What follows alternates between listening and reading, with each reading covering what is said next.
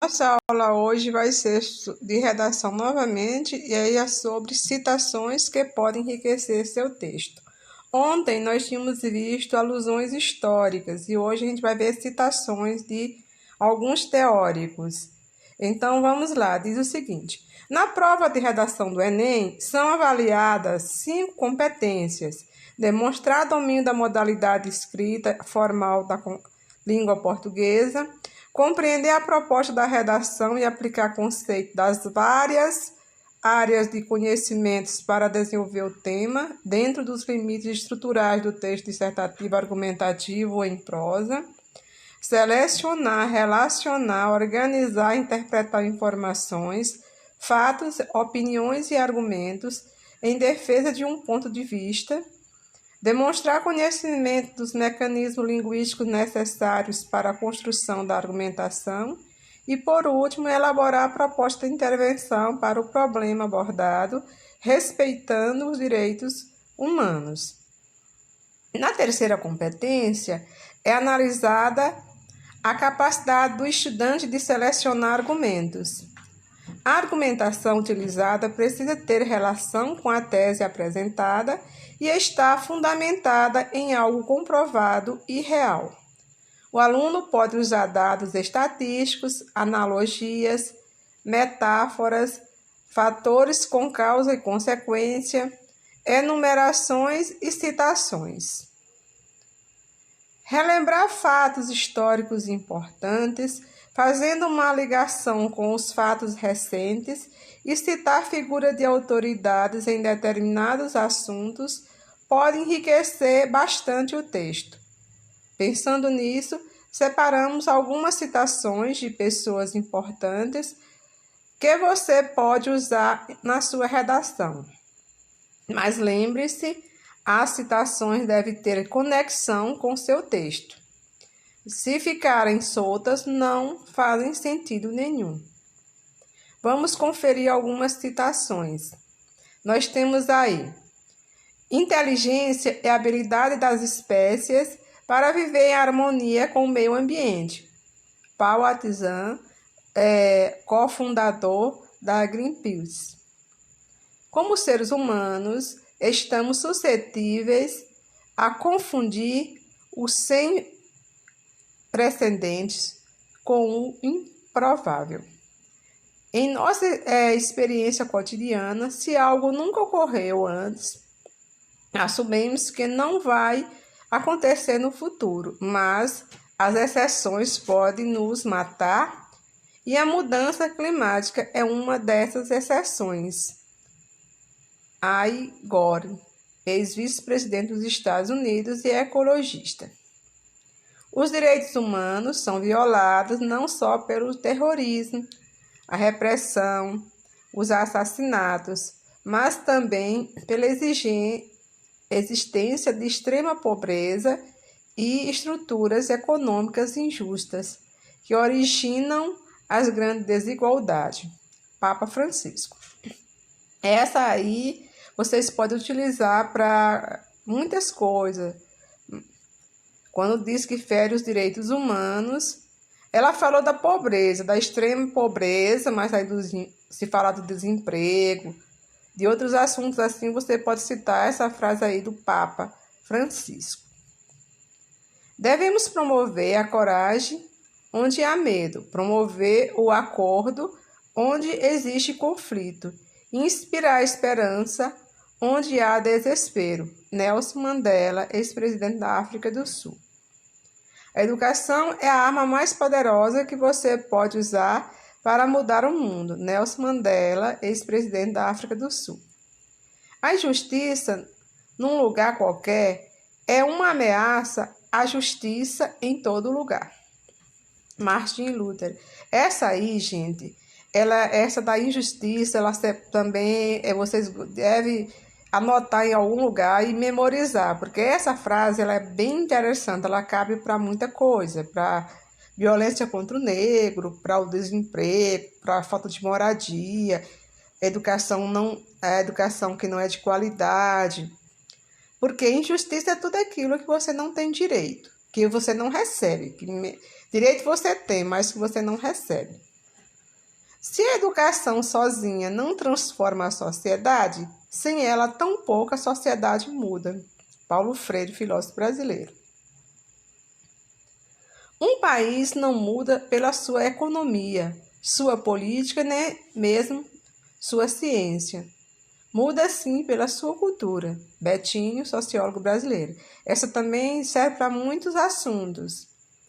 A educação tem raízes amargas, mas seus frutos são doces. Aristóteles, olha aí, memoriza essa aí, bem legal. Serve para muito assunto, inclusive para a vida de vocês. A menos que modifiquemos a nossa nossa maneira de pensar, não seremos capazes de resolver os problemas causados pela forma como nos acostumamos a ver o mundo. Alberto Einstein, físico alemão. Essa aí também é interessante, ela serve para muitos assuntos. Você quer mudar uma condição de um país, você tem que mudar a maneira de pensar. A ciência nunca resolve um problema sem criar pelo menos outros 10. George Bernard Shaw, dramaturgo e jornalista irlandês.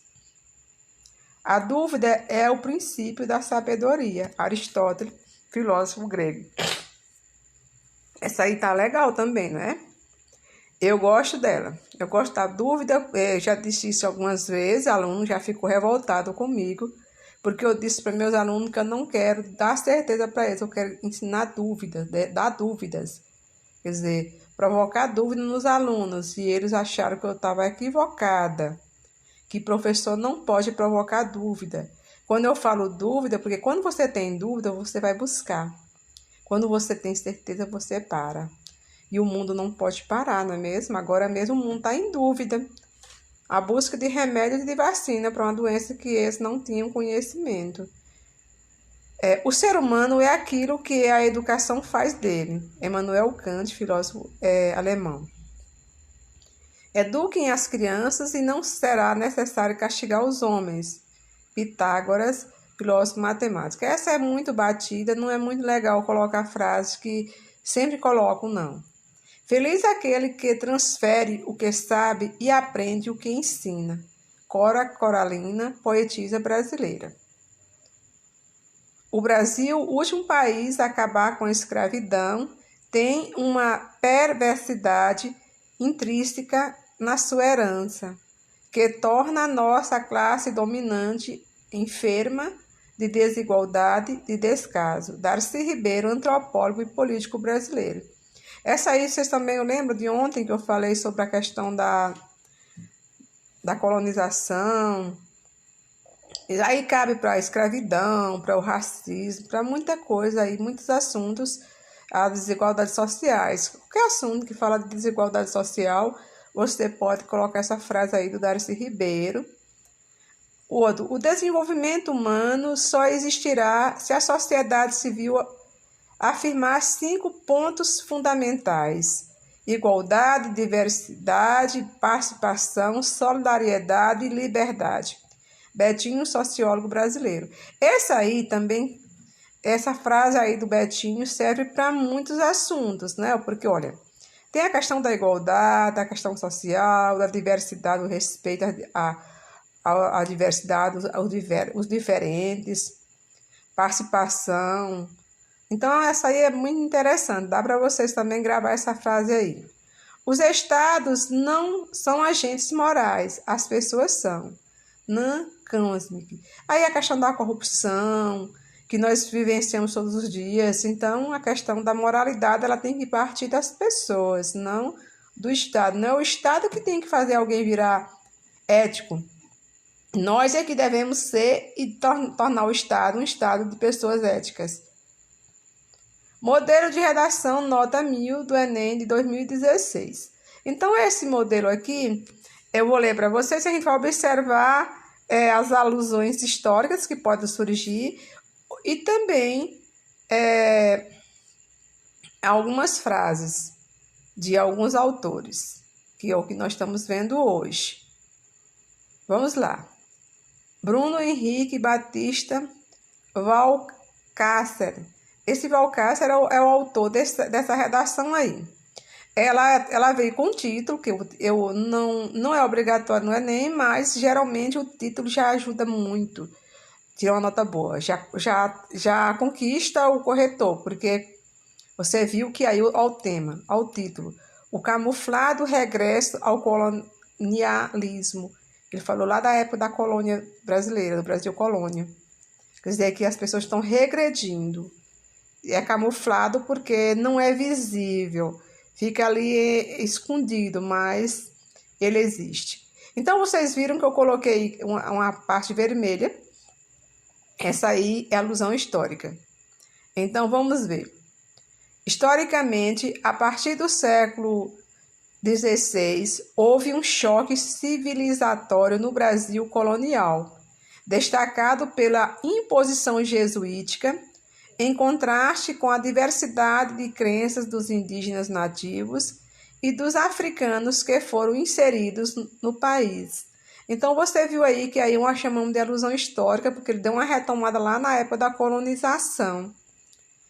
Aí, neste parâmetro, na contemporaneidade, quer dizer, no tempo moderno, agora, atual, é possível observar que, apesar da laicidade, aí você viu intercalada a laicidade, que é aquela questão de não ter a religião dentro da política brasileira, ainda são visíveis diversas manifestações de intolerância religiosa. Olha aí, citou o tema. Agora ele vai citar os argumentos. Nesse sentido, tanto a inoperância governamental quanto a apatia dos próprios indivíduos contribuem para a persistência da problemática. Aí o tema saiu todinho, não é? Porque o tema era o quê? Qual era o tema dessa redação? Caminhos para combater a intolerância religiosa no Brasil. Então o tema era esse aí, ó. Vocês estão vendo. Agora nós vamos passar lá para o próximo parágrafo, que é o desenvolvimento. E vocês viram, eu coloquei em caneta de vermelho aí a alusão histórica. E esse azul aí eu coloquei, que aí são os argumentos. Agora, esses dois argumentos é que eles vão defender lá no desenvolvimento. Um é a inoperância governamental. Ele quer dizer que o governo não está operando, não está atuando da forma correta. Inoperância, quer dizer, é o contrário de operância, né? Quer dizer, o governo não faz. E a outra é a apatia dos próprios, quer dizer, o povo está aceitando. Então, vamos ver lá. Desenvolvimento do primeiro argumento. É necessário pontuar de início o rompimento do contrato social proposto pelo filósofo Jean-Jacques Rousseau, no qual é responsabilidade do Estado a garantia da harmonia social. Então, você viu aí uma citação de Rousseau, quando ele diz que a responsabilidade do Estado é a garantia da harmonia social. O Estado, com letra maiúscula, quer dizer, o Estado, país, nação, de maneira análoga. Olha aí, essa aí é a forma de ele fazer a comparação com o tema. Isso pode ser comprovado pela ineficiência da esfera pública na punição de diversos crimes, como a invasão de uma cerimônia religiosa do Candomblé no Rio de Janeiro em 2010. Isso aí você está vendo que eu coloquei também em vermelho. Isso aí é um fato que ocorreu, porque nosso conhecimento em outras áreas pode ser citações, pode ser alusão histórica, e pode ser fatos que acontecem na atualidade. Fatos, quer dizer, algum acontecimento que sai em jornais, e aí saiu no jornal, na Globo, em tudo. Dessa maneira, a Constituição é desrespeitada e, apesar da laicidade ser formalmente característica do país, a discriminação é veemente e o sincretismo entre as crenças é dificultado. Então, aí você viu que ela deu a opinião dela nesse final do período aí, do parágrafo mesmo, o último período.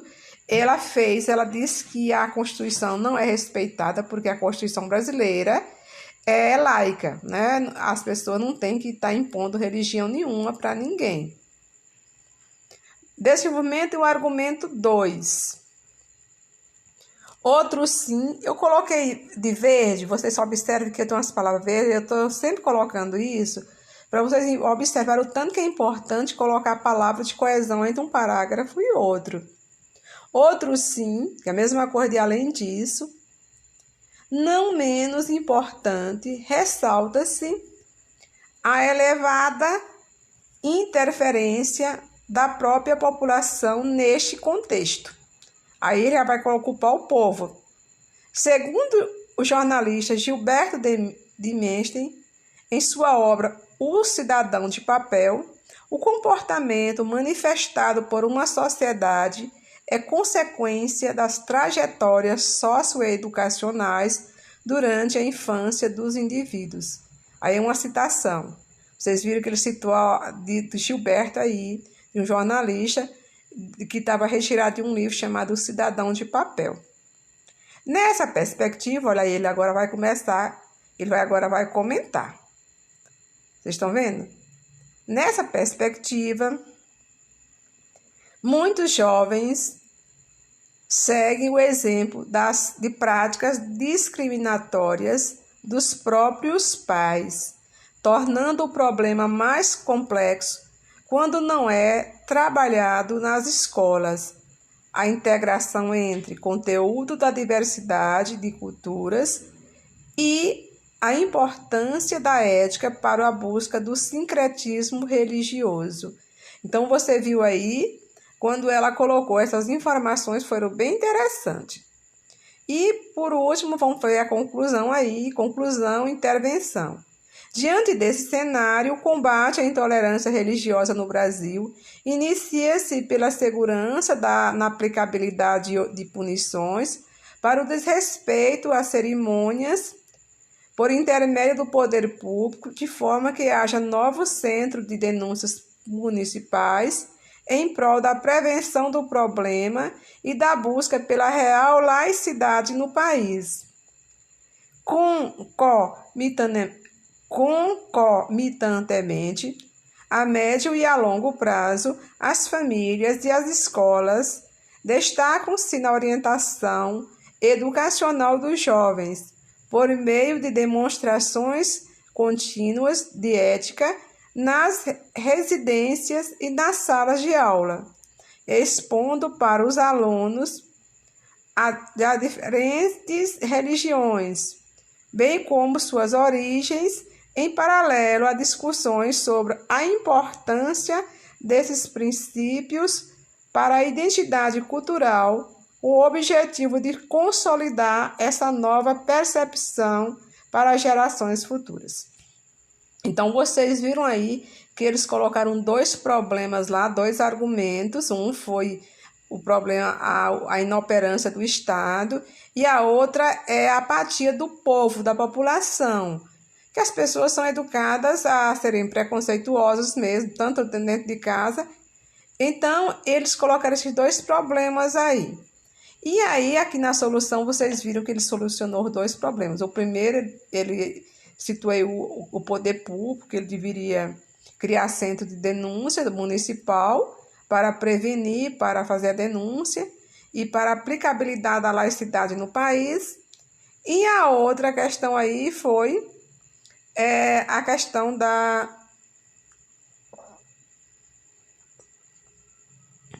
A questão aí também, a outra foi a questão do povo.